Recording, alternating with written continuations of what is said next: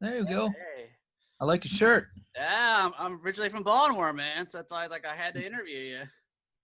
Very cool. Can't wait for Sunday for the Ravens, man. Heck yeah. Sweet. So, congratulations on the new EP, man. So good. Thank Good you. old days, man. I mean, it's just kind of like rock and roll we need with everything going on, man. Some positive vibes, you know. Yeah, that's the way I approached it. The last single that we put out, End of the World, was so dark and so freaking depressing. I wanted to write something that was fun and that was a bit of escapism on one hand. The other thing is, anybody that knows me or catches me after a show and I'm all hyped up and I start, yapping. I love to tell stories and talk about the old days and stuff and growing up around Baltimore Yeah, and man. so I wanted to do a little bit of that with this song. Cool. And where did you grow up exactly in the Baltimore area? So I grew up just outside the city line on the eastern Baltimore County. So my neighborhood Mhm. kind of was like, some people describe it as Dundalk, some Essex, sometimes Rosedale. We I was were gonna in ask like, if it was Dunguk, but yeah. yeah, we were in kind of like what I like to call a white trash no man's land. Yeah. Eastwood was the neighborhood That is right a there. good way to describe it, you know. Yeah, it's amazing. I mean, the track got all the way to the top 40 of Billboard's active rock chart. I think it was like number 38. That's amazing, you know. So Yeah, we're really excited about that, and we're hoping to keep going up. yeah. Well, you got just released a music video for it. Talk about. I mean, was it just shot recently, or do you kind of go back and get some old footage from being in the studio or anything else to make It's a this bit music of video? both actually. So we went up to Sheffield Audio and Video School, and we shot some footage there. Hmm. We used some footage from one of our live streams that we did at Hartford Sound, and actually there's some home movie footage in there that's really from Jason's family. Oh, that's And so I wish, cool. in some ways, I would have liked to see more of that stuff, because man, it was perfect Yeah. for the video. And then there's some footage from past days and past bands Hmm. as well. Cool. Well, you got some other great tracks on the EP. The first one it starts off with, cheat, lie, steal, keep your eyes on the money. Great, great. Yeah, You guys always have some great guitar riffs and great lyrics. I feel like in every song. Let's talk about thank that you. track first. Yeah, thank you. Yeah, it was something that a colleague of mine, this guy Scott Stevens from the X's, he once told me, just hey, just keep your eyes on the money, man. Just follow the money. He's a successful producer songwriter now, and so I've tried to keep that at heart. Keep that top of mind, and because most times as musicians we don't really think about that. We care more about playing music, and we don't really, we didn't get into this to become businessmen or to become accountants. So I was talking to a friend of mine last night on the phone about, it takes up so much time to try to follow that money and to keep your eyes on the money. It takes a lot of effort and a lot of time. And I think that's why you hear about sometimes musicians getting ripped off, is because, it's just, it might take a lot of your time to just write music and performing. And by the time you're done all that stuff, you're kind of exhausted. You don't want to be a business dude or a detective, a forensic Mhm. detective trying to track money down. So you just kind of go, whatever, I've got what I need, and I'm living okay, and you don't mess around with that. So, but that song, Cheat, Lie, Steal, the verses really talk about,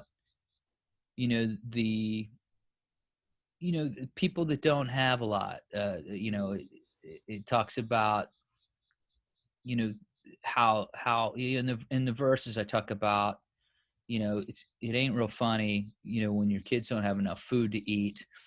And this is like in the States. I mean, we're one of the richest countries in the world, and there's still a lot of, poverty and a lot of hunger, and there's a lot of, Yeah. food insecurity, whatever.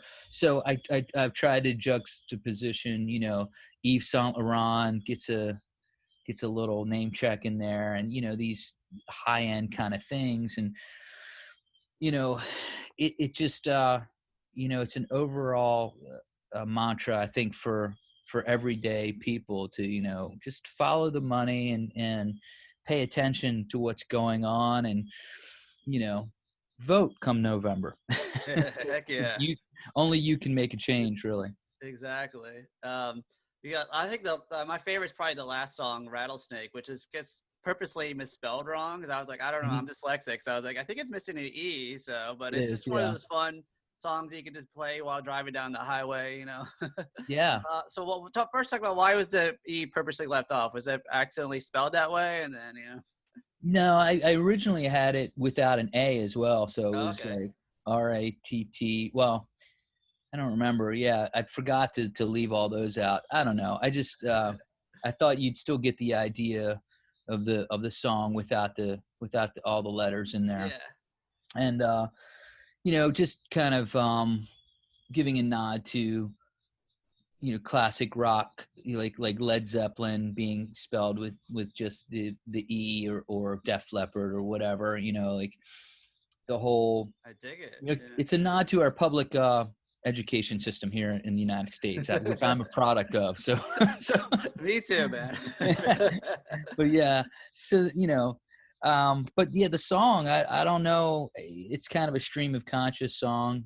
It just Teddy came up with a killer riff. I just had this idea for an up tempo sort of number, Mhm. and I heard the line, I'm a rattlesnake, and basically don't underestimate me, don't overlook me, kind of thing Mhm. is the idea, I guess, behind that one. But when he came up with that sweet kind of, and it's a snaky sort of riff. I mean, I Yeah. think I had the lyric already, and he just kind of built that riff around it, and I was like, that's perfect, and that song just kind of fell together really quickly. And I love we're it. gonna probably use it as an opener from now on. I mean, Oh like, yeah, I was gonna say it'd be a perfect opener songs, man. yeah. What was the last concert you performed at? Do you remember, or before the shutdown? So the last show we did was in February, right before everything hit the fan. Yeah. Yeah. I was gonna say it's one good thing, bad thing I guess I could say about the music video. It makes me miss live music. I was like, man, I can't wait to hear you guys live. The songs are so good. So. Yeah, it's and it's funny because that's sort of when I start to write songs, so often that I'm thinking about um Yeah. the live arena. I'm not thinking about writing a song for radio and all that stuff. It's usually my first and foremost thought is always like, how's this going to come across live? How are we going to do this live? And I guess it's just my background is of playing out shows since I was a kid, and Mhm. that's where you get the instant gratification as a performer and instant adulation, and it's like a drug. It's highly addictive. Oh, absolutely. Before I let you go, anything in the works? I know a lot of stuff's up in the air in this pandemic, but is there like a live stream performance or our next Yeah. music video or anything we can look forward to?